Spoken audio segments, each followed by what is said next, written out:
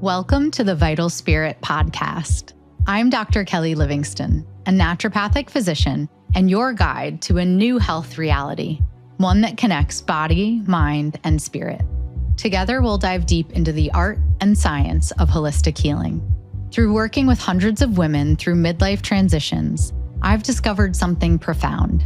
Most of our physical and emotional challenges are rooted in a maladaptive stress response. And true healing begins when we regulate our nervous system. Each episode will explore complex health topics in simple, empowering ways, uncover the deeper wisdom within each of us, and share practical tools for nervous system regulation to help you awaken your vital force and create lasting wellness.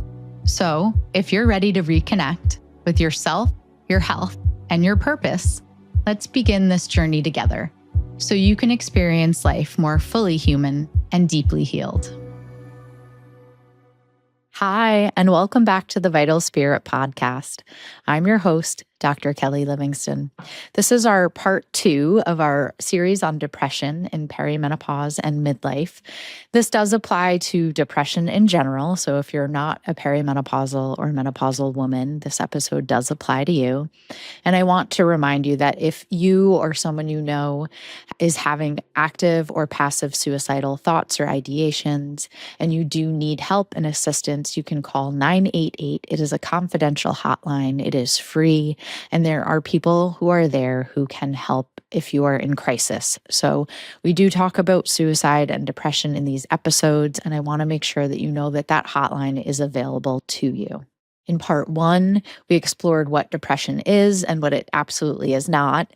We talked about the difference between sadness and depressive disorders, why depression often shows up as an irritability or numbness, shutdown or heaviness rather than just tears in some people, and why depression is almost never caused by one single thing.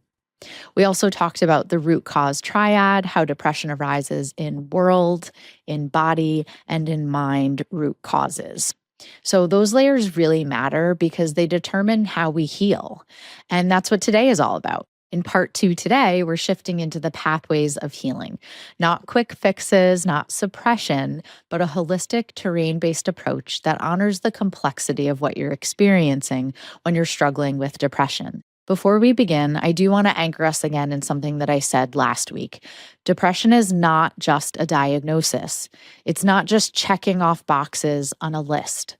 It's a physiology, a nervous system pattern, an inner psyche landscape, a social context, and sometimes a spiritual initiation. And because it's multifactorial, there are so many paths to healing.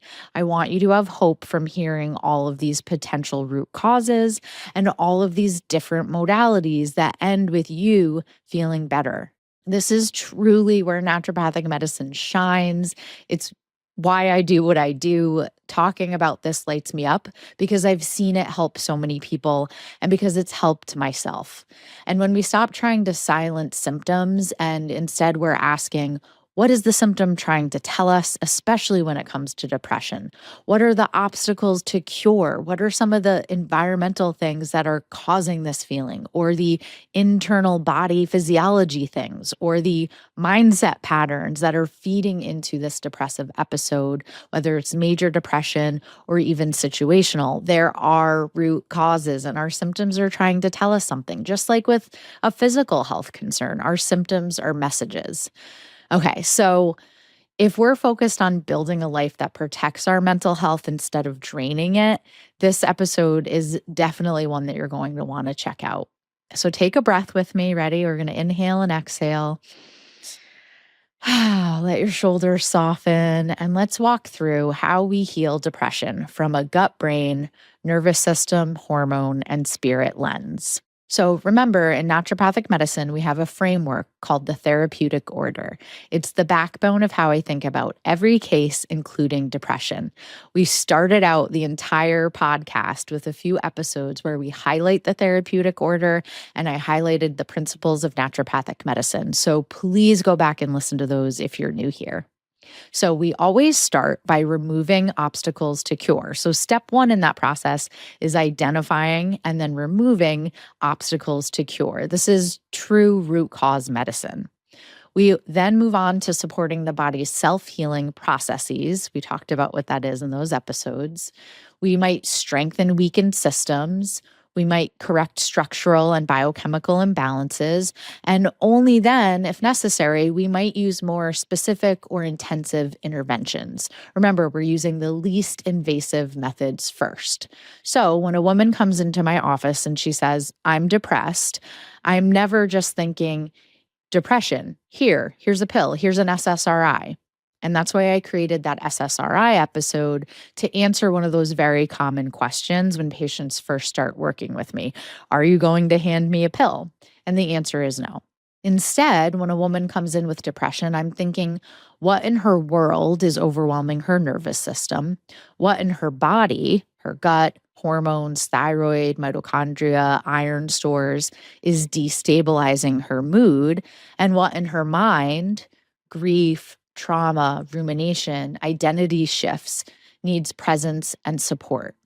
Where is her nervous system in the polyvagal hierarchy? Where's her autonomic nervous system residing? Remember, we talked in previous episodes about mapping our autonomic nervous system and just identifying and knowing if we're in dorsal vagal shutdown, and that's a root cause of our depression.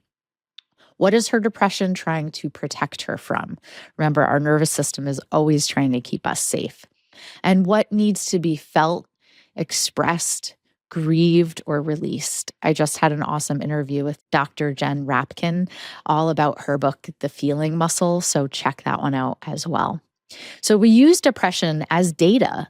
It's not a life sentence. It's not a diagnosis that you're going to have to struggle with forever necessarily, but it's information. So let's walk through how this becomes tangible therapeutic work if you did walk into my office and say, Dr. Kelly, I think I'm depressed. So first things first, safety and stabilization. So nothing, and I mean nothing sustainable happens if your nervous system feels like it's drowning. So our first job together is stabilization, creating just enough safety internally and externally that your system can start to come out of fight, flight, or freeze. In polyvagal language, a lot of depression, especially in midlife, is dorsal vagal state shutdown. You might feel collapse, numbness, this feeling of I just can't, withdrawal, loss of your spark. Many times we won't even use the word sad to describe this state, but it may technically qualify us for a label of depression if we were just ticking off those boxes. I just recently had a patient like this who was told that she was depressed and she was offered a medication. And she thought, maybe I'm going to ask Dr. Kelly about this because she'd never struggled with depression before. We had previously done work on her gut and some constipation and bloating.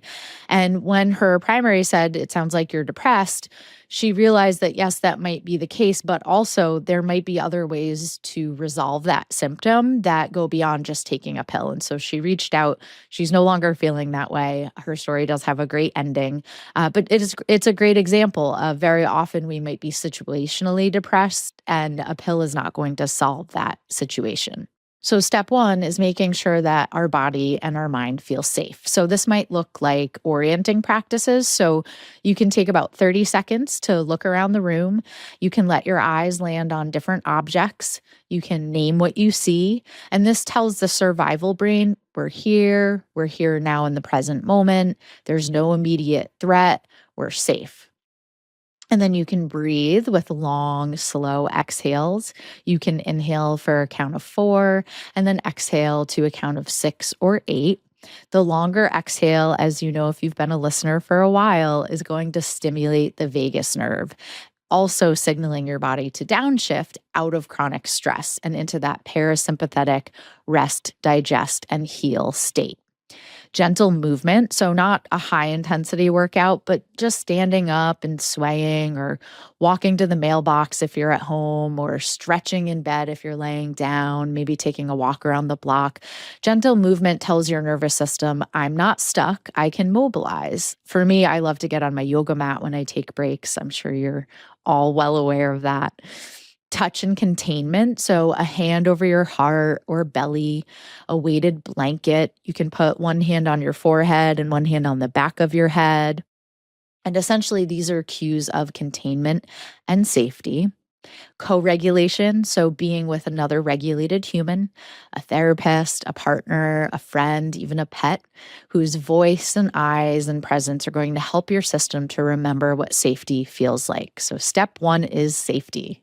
For some of my patients, this is when I'll bring in something like the Safe and Sound protocol, which is a sound-based nervous system therapy, and it uses filtered music to gently retune neuroception, which is the way your body detects safety and threat.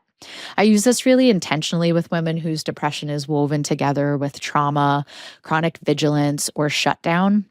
And you can go back and listen to episode 13 on removing obstacles to cure with regulation, which is all about the Safe and Sound protocol. And the goal at this level is not to fix depression, it's to create enough physiological safety for healing to be possible. So once we've started to settle the nervous system, we can go to the foundations that decide 70% of your mood: blood sugar, sleep, light, and movement. These might sound simple, but they are potent antidepressants.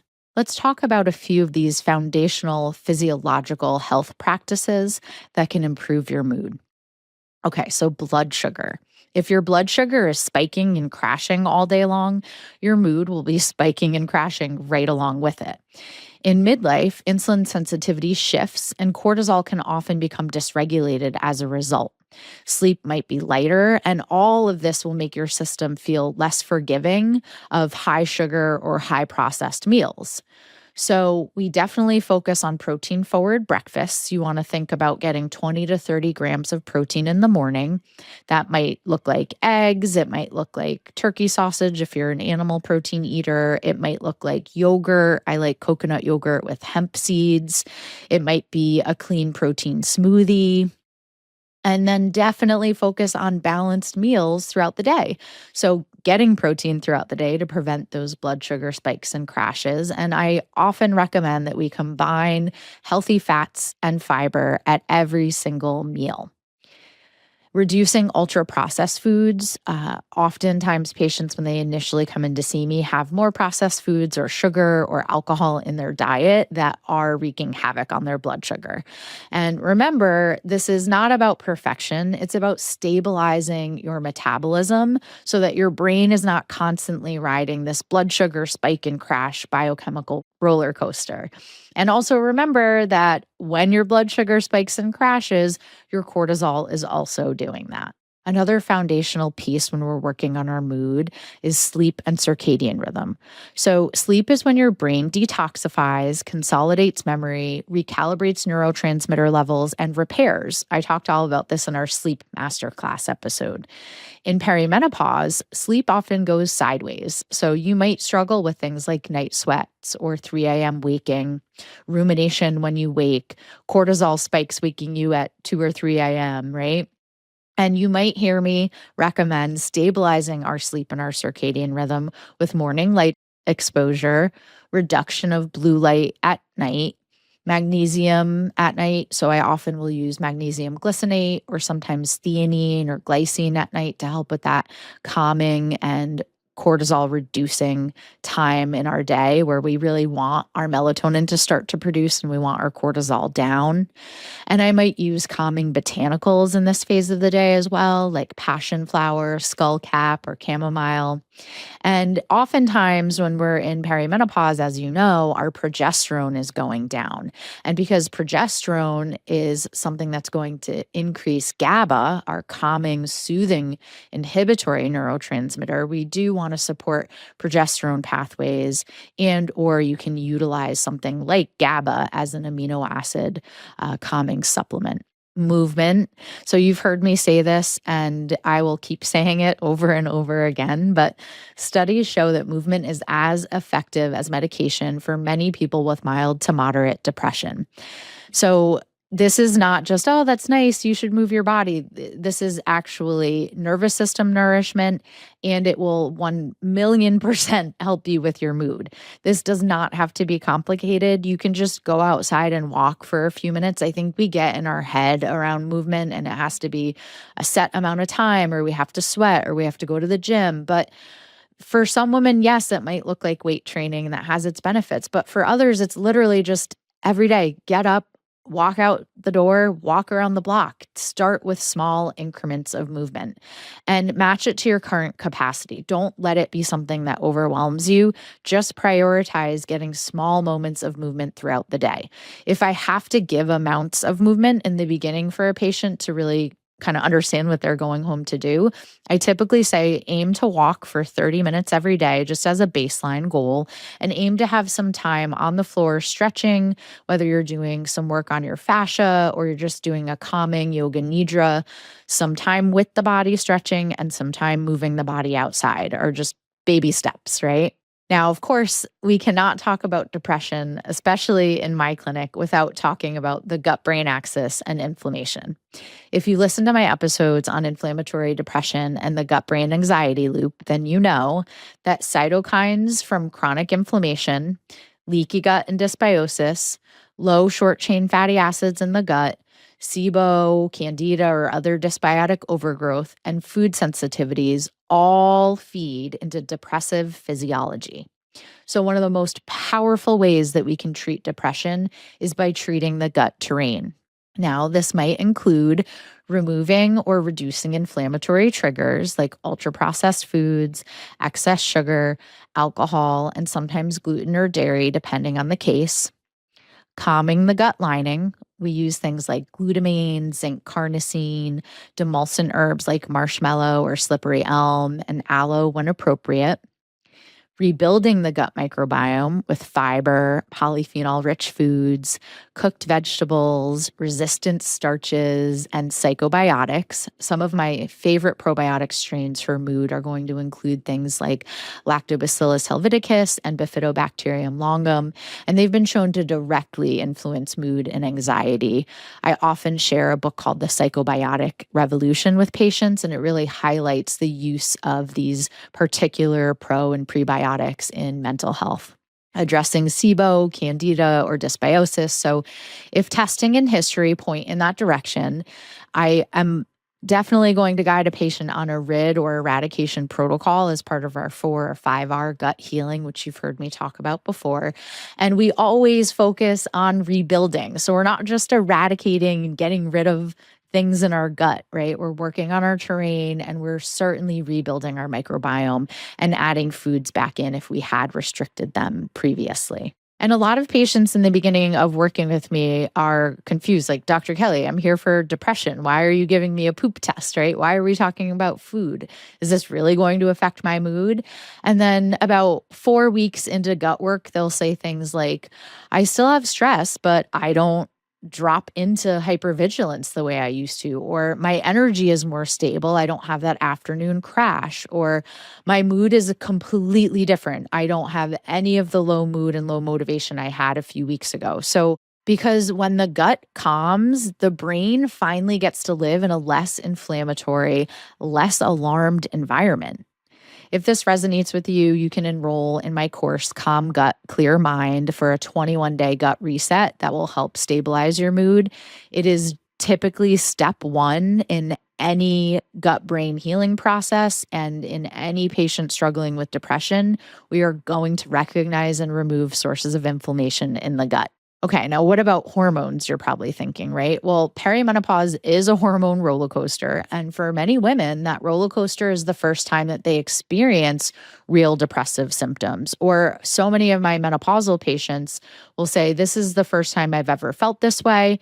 Or sometimes I'll hear that depression was an issue in the past when they were younger.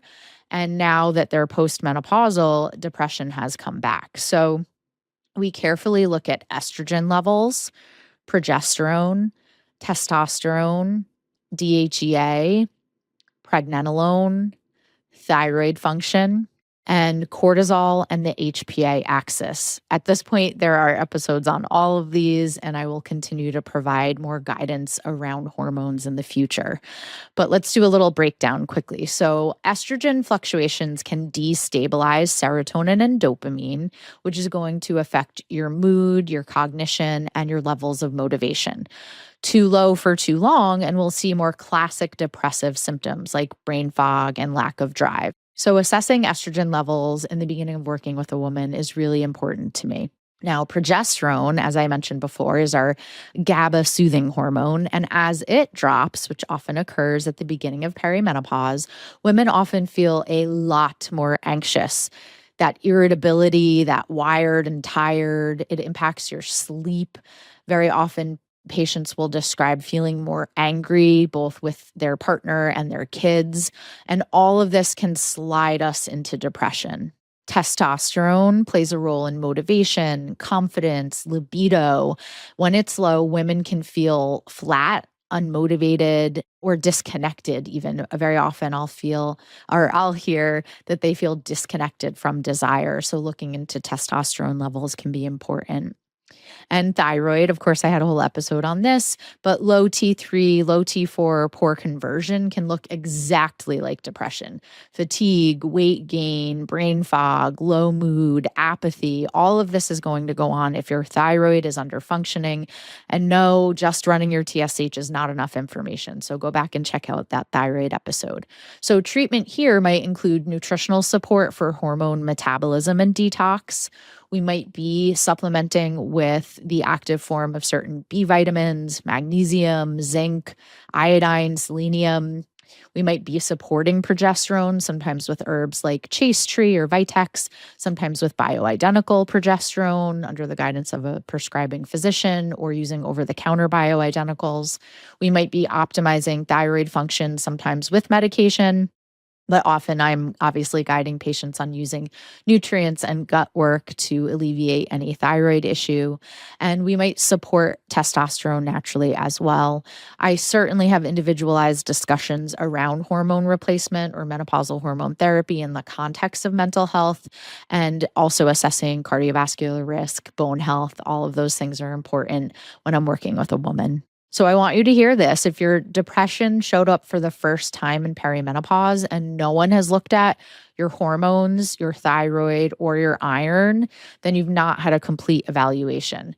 So I know I'm constantly talking about how iron and low ferritin and low vitamins and antioxidants and all of these nutrient status markers can contribute to low mood and depression, but please make sure that if depression is new for you and you are in this phase of life, that you look into some of these more body-based root causes. So we don't put a woman on an antidepressant, whether an SSRI or otherwise, for what's fundamentally an unaddressed, multi-layered endocrine shift without at least considering hormones, thyroid, nutrient status, iron, all of the above. Now, a depressed brain is often also a tired brain, so we have to consider mitochondria.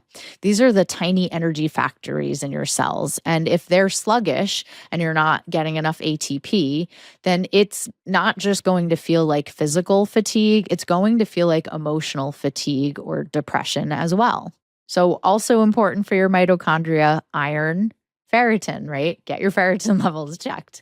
As I shared in part 1, a ferritin of 8 can feel like despair, whereas a ferritin of 60 can feel like, oh, I'm back. I feel like myself again.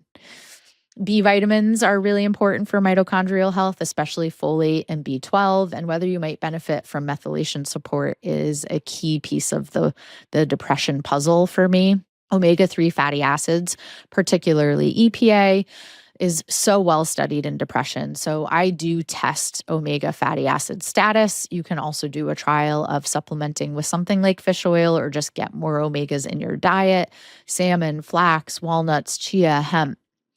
Magnesium. So magnesium is involved in hundreds of enzymatic reactions, including those that regulate stress response and neurotransmitter levels. So it's going to be a key cofactor in low mood. Vitamin D, which modulates inflammation and mood. Vitamin D is also well studied in depression.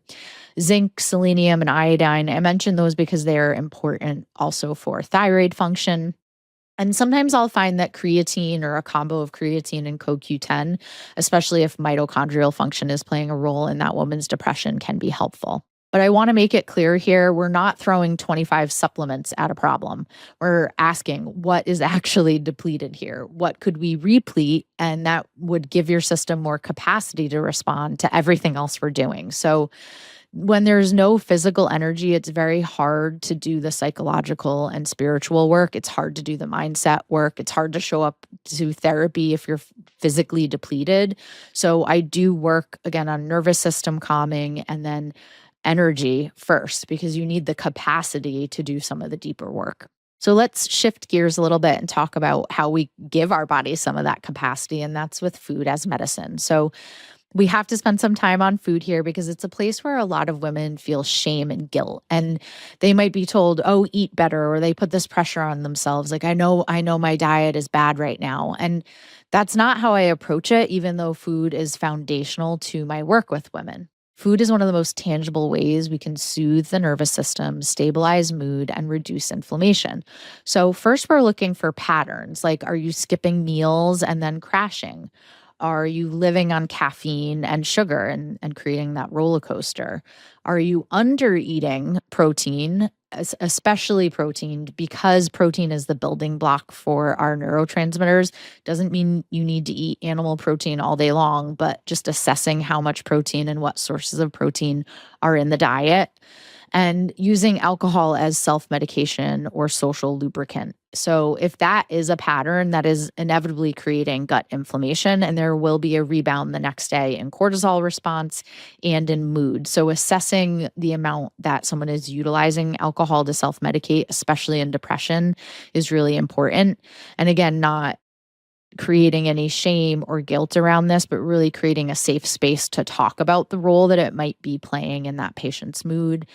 And certainly eating in any sort of way that's consistently spiking and dropping blood sugar, that's going to be something that we address in the beginning. So for some women, we might start to move toward a more Mediterranean style diet pattern. For some, we're focusing a lot on lower glycemic foods. For some, we're doing a whole gut reset, and we might be using a therapeutic diet for dysbiosis. In some treatment-resistant cases, a supervised ketogenic protocol can be part of the food as medicine-based treatment for depression. There's a lot of research on this as well. But we always hold this with compassion and recognize that, remember, food is code and communication for our body, but we also have an emotional relationship to food. So this can be a little bit tricky with some patients, but essentially we want to make sure that we have more colorful plant foods in our diet, all those polyphenols to feed the microbiome, lots of healthy fats, avocado, olive oil, nuts, seeds, fatty fish, and getting enough protein. Now, food is code and nutrients and healing for our system, but also our mind is going to be playing a big role here too. Remember, we talked about world causes, body causes, mind causes, and no matter how much we optimize physiology, depression also lives in the story in our minds and in relationship, in the way we talk to ourselves, the roles we inhabit with others and society and our family, the unresolved trauma that we might carry within us, and the grief that we've never had space to feel. And this can be where psychotherapy is very, very helpful. So some different approaches that you might want to consider would be CBT and mindfulness-based therapies. These can be very helpful for breaking cycles of rumination and catastrophic thinking. If you've never worked on the thoughts in your mind and you struggle with depression, it's one of the foundational pieces. It's shocking to me on a regular basis how mean some people are to themselves inside of their minds. And sometimes we don't even know we're doing it. And I have so much compassion for this. I did not always talk to myself very kindly. And in work on my mood and depression throughout my life, it's been one of the most foundational things that I've shifted. How I relate to and talk to myself, and mindfulness-based therapies, yoga, breath work, they have been monumental for me. I also want to mention ACT, or acceptance and commitment therapy. That can help us relate differently to difficult thoughts and feelings, making room for them without being ruled by them. So you can look into that. Internal family systems is one of my favorites. And this is essentially parts work that can help us understand the inner critic, the exhausted protector, the numb part, the child part, and invite them into a more integrated system. Somatic therapies, you've heard me talk a lot about somatic therapies like EMDR. They can be really powerful when trauma is wiring the nervous system toward collapse or shutdown, and they can be helpful in rewiring and creating new neuroplasticity and patterns that can be very healing in long-term depression. And in midlife specifically, depth-oriented, existential, or Jungian therapy can be transformative, because so much of what we call depression in this phase is actually unlived life, identity shifts, and big spiritual questions. Like, who am I now? What do I actually want? What happens if I stop performing this version of myself everyone expects? What happens when I drop the mask?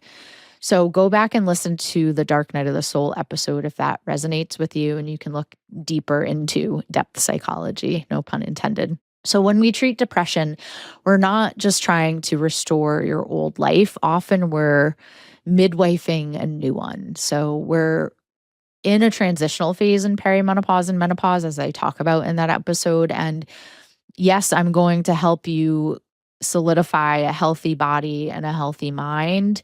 But also, there can be messages from our spirit saying things have to change. And often that will manifest as depression. Okay, so I want to shift to one of my favorite parts of naturopathic care, and that's plants and botanical medicine and homeopathy, because they can touch the nervous system and psyche in very nuanced ways. And so a non-exhaustive snapshot of what I might reach for with patients, and certainly this is always tailored to the individual and always with attention to any sort of medication interaction. So don't do this on your own, essentially. But some of the things that I might reach for are going to be St. John's wort. So for mild to moderate depression in people not on SSRIs or other interacting medications, St. John's wort can support serotonin, dopamine, and nerve repair.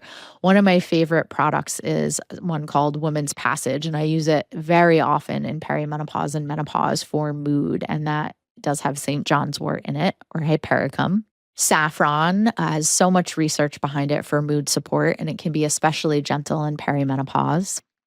Rhodiola, I'll use this for those whose depression is really heavy with fatigue and brain fog and almost feel this heavy feeling with their fatigue. But I don't typically use it in bipolar patients, or if anxiety is really high, it can be a little bit too upregulating. Holy basil and ashwagandha are a couple of my favorite adaptogens. I'll use these in cases where supporting HPA axis health, adrenal health, and resilience can really help with a calm, uplifted mood. And I'll often be reaching for lemon balm, especially if there's a viral component to their depression, skullcap, milky oats, and passion flower as nervines, essentially when there's a frazzled or kind of overactive nervous system state involved. I'm going to be calming the nervous system first. And of course, omega-3s as both nutrient and I'd say plant adjacent medicine for inflammation and for healthy nerve function. And plants have energy, but I also might be using them in a targeted biochemical pathway or to address a root cause that maybe we uncovered in labs. And also on the energetic side, I might reach for some homeopathy. So some of my favorite homeopathic remedies are going to be remedies like sepia. So I'll use sepia for the woman in perimenopause who feels flat, irritable, wants to be left alone, feels really drained by their caregiving. I once had a woman say she just wanted to run away to the mountains. And I was like, I think we need some sepia for you. Or she could have been pulsatilla too, because she wanted to be out in the fresh air.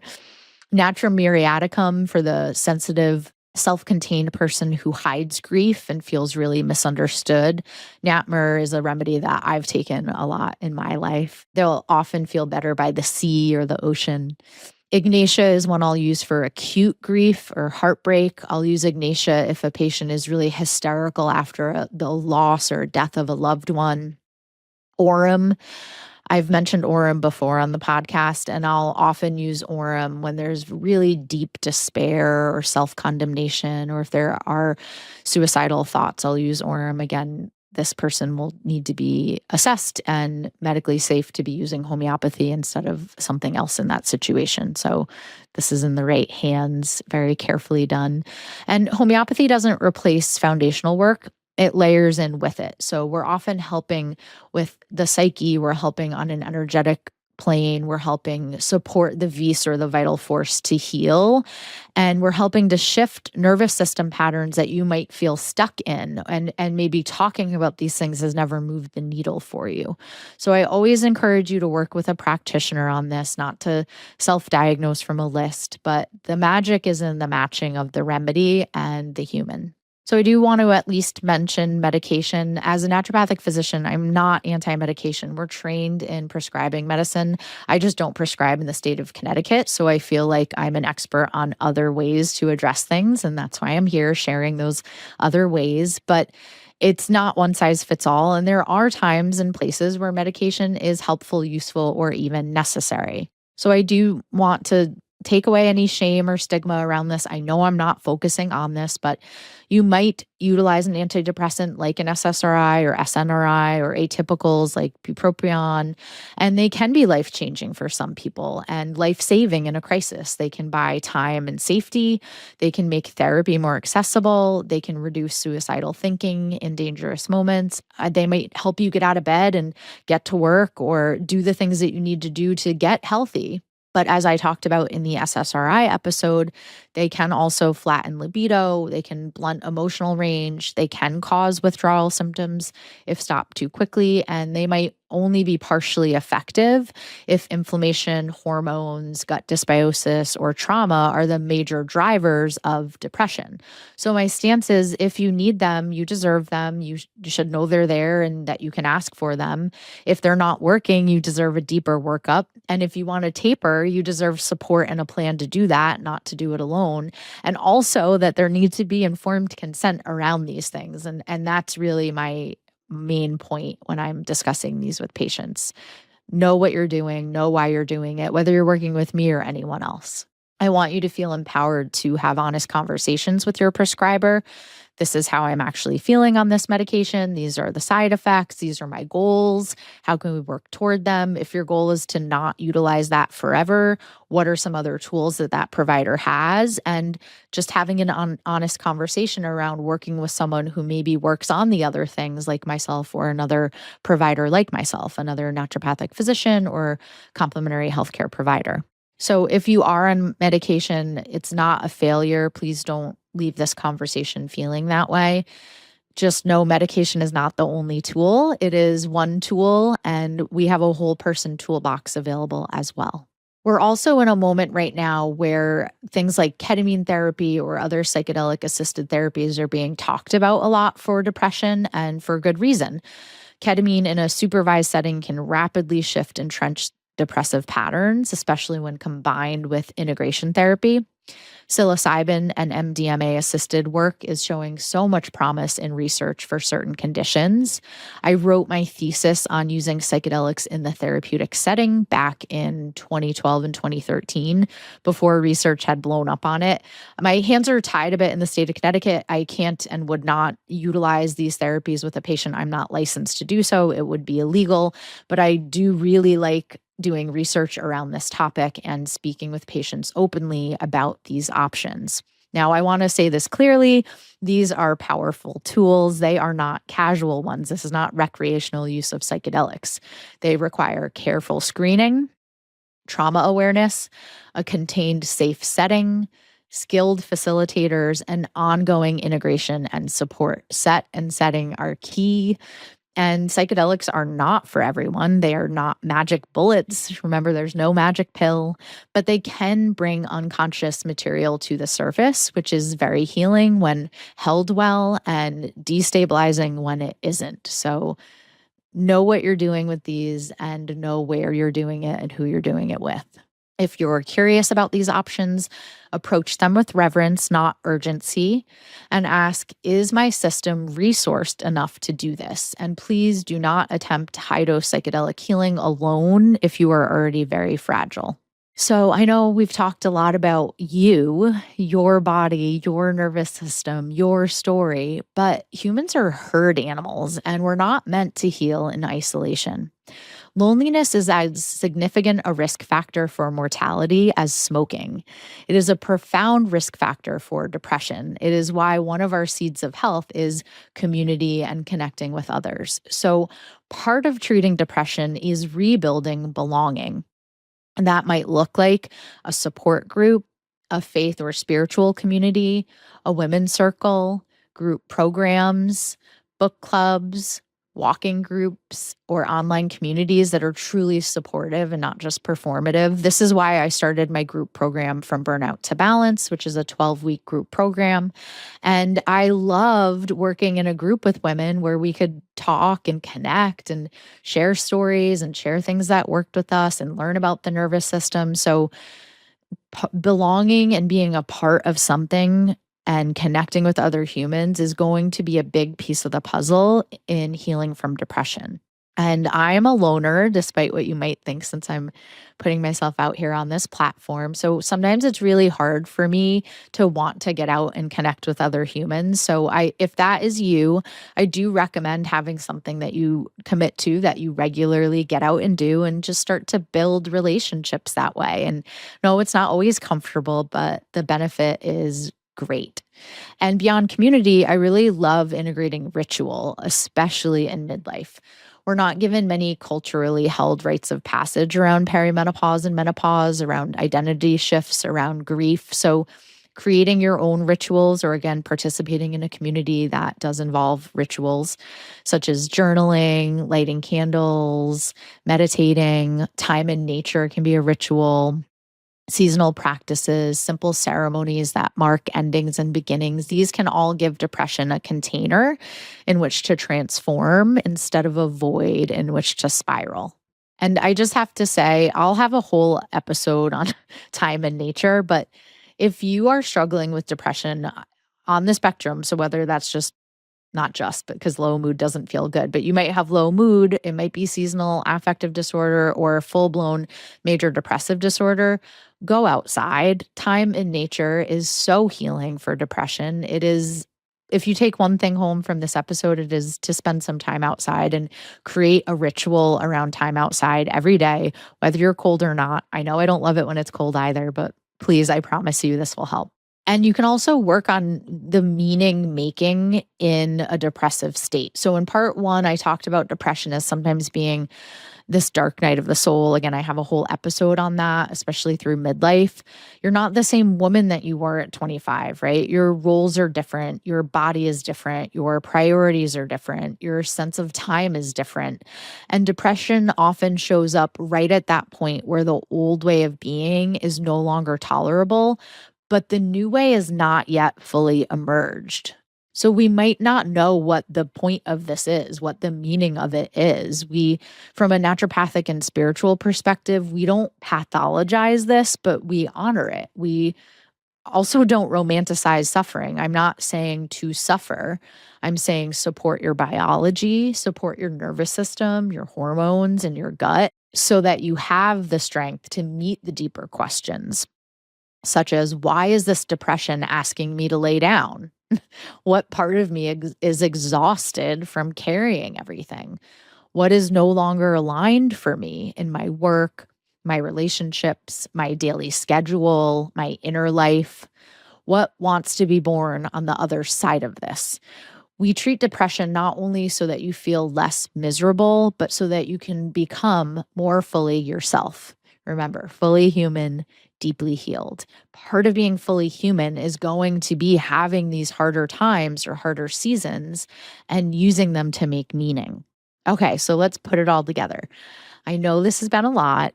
If you're listening still and you're thinking, okay, but where do I even start? I want to leave you with something that's very concrete. When a woman comes to me with depression and perimenopause or menopause, here's the general arc we follow. So step one, we stabilize. We make sure she's safe. We assess for suicidal ideation. We bring in crisis support if needed. We begin nervous system practices that feel doable. Step two, we address foundations. One or two tiny shifts with food, light, movement, and sleep. Nothing overwhelming. Maybe it's just protein at breakfast and 10 minutes of morning light. You can all do that. We investigate root causes. We run labs for iron, a full thyroid panel. We look at your hormones. We look at inflammation and stool testing. We look at your history of trauma, your levels of stress, and your history of grief. We support the terrain, gut healing, hormone balancing, targeted nutrients. We reach for botanicals and homeopathic support where appropriate. We engage the psyche. We connect with therapy that matches your needs. We talk about identity, meaning, relationship, boundaries, desire. And we build a life that protects your mental health. So this is long-term work, community, rituals, boundaries, time in nature, knowing our purpose, knowing our why, and finding joy, creativity, and rest every day. And those might all be in one package. You might be someone who loves to do adult coloring books, and there's your joy, creativity, and rest right in one activity. I don't mean to minimize depression and say that a coloring book will fix it all, but you'd be surprised how good it feels to take a few minutes every day and do something like that for yourself. And I want you to remember, you do not have to do all of this at once. You're not behind, you're not failing. Every small step that you take in the direction of your own well-being is a step on the path toward your health awakening journey. And the last thing I want to leave you with, which I didn't really have a lot of time to jump into in this episode, is gratitude. I know I mentioned it in previous episodes on depression, but having a gratitude practice is probably the thing that shifted my depression the most for me. And this can be really basic and simple. You can just write down 3 things you're grateful for every night before you go to bed. You can wake up and say one thing you're grateful for, but grounding in a breath work and a sense of gratitude every single day is one of the most impactful things that I can think of to shift depression. So I will have a whole episode on the science behind gratitude, but just try it. Reframe your day every single day before you go to bed and say, what are 3 good things that happened today? Whether it's something you did or something that happened to you, whether it's something as simple as it didn't rain or I got to have dinner with my daughter, anything that has brought you joy or helped you to feel a sense of appreciation or gratitude. If depression has touched your life or the life of someone you love, I want you to know this. You're not broken, and you're definitely not alone. Your depression is not a random defect. It's connected to your body, your history, your hormones, your gut, your stress, your relationships, and your soul. And because it's connected to all of these things, it is also treatable from so many directions. You deserve a care team that sees the whole of you. You deserve tools that address root causes. You deserve a life that protects your mental health instead of draining it. And you deserve to feel like yourself again, maybe even a truer, deeper version of yourself that you've never even known. Thank you for listening to this 2-part series. If this episode resonated, please share it with someone you love or with a practitioner who might not yet be thinking about depression in this way. Make sure to download and subscribe so you don't miss future episodes. And if it has helped you in any way on your healing journey, please take time to leave a short review. This is how we change the trajectory of women's mental health, one healed nervous system at a time. And if you're walking through this right now, I'm sending you so much compassion, so much respect, and so much trust in your capacity to heal. Remember, the body and mind heals. I'll see you next time on the Vital Spirit podcast. Have a great day.